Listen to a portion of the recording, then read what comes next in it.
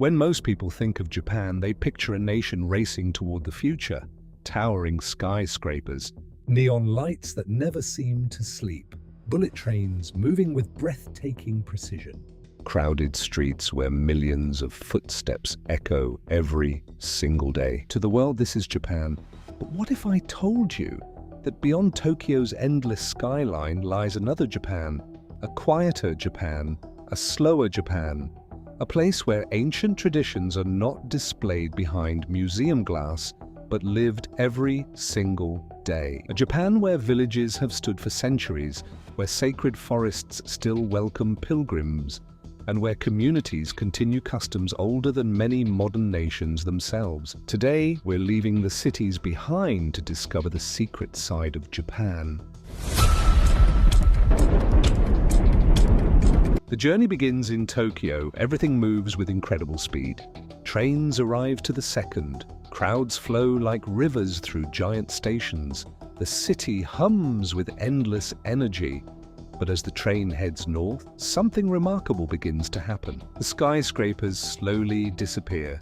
Concrete gives way to forests. Busy highways become winding mountain roads.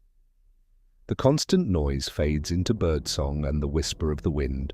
The farther we travel, the farther we seem to move through time itself.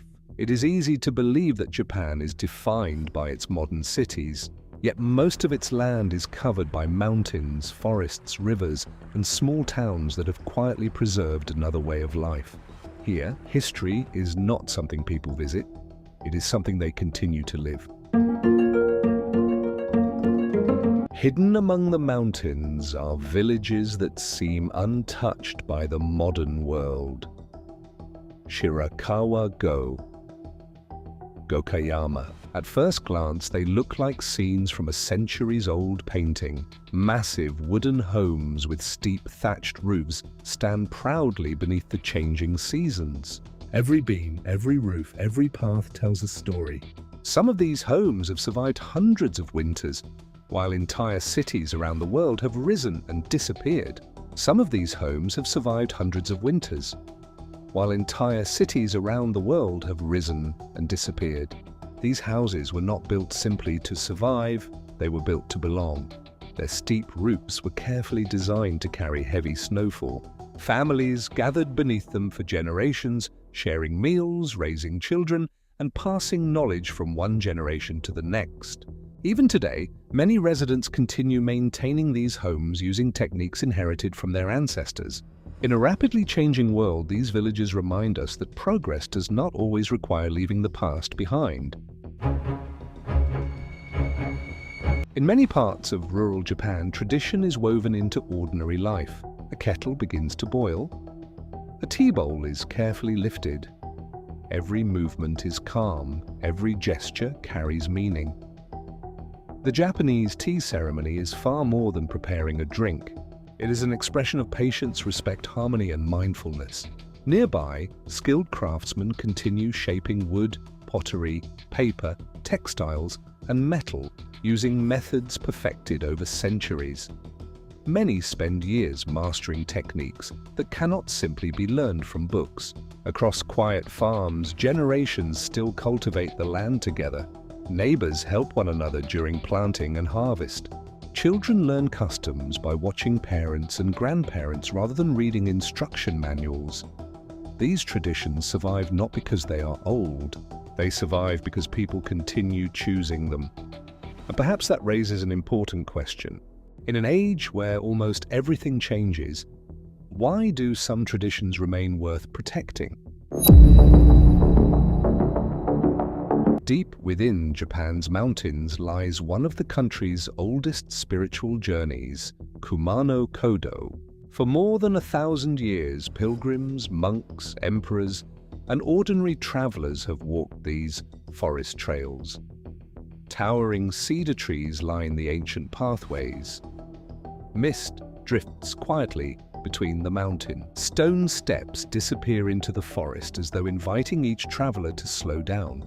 Unlike many historic landmarks, the Kumano-Kodo is not simply a destination. The journey itself is part of its meaning.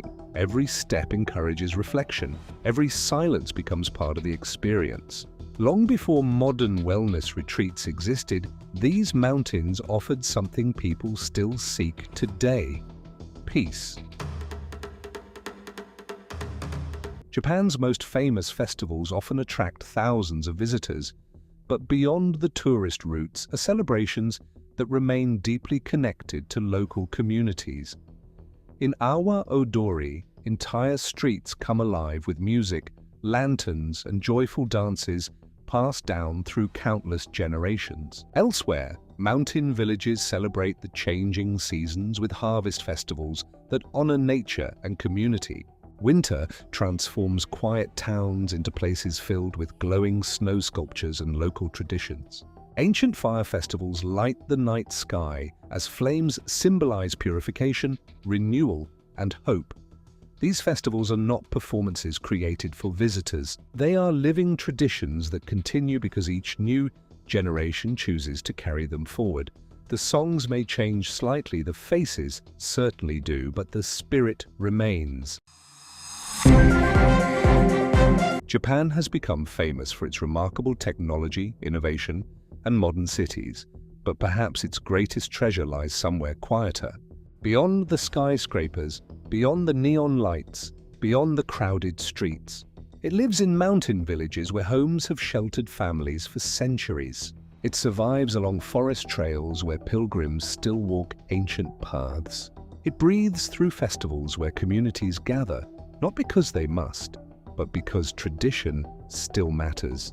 The secret side of Japan reminds us that a nation's identity is not measured only by how fast it moves toward the future, but also by what it chooses to carry from its past. And maybe that is the greatest lesson hidden beyond Tokyo. Sometimes the most extraordinary places are not the ones racing to change the world. They are the ones quietly reminding the world of what should never be forgotten.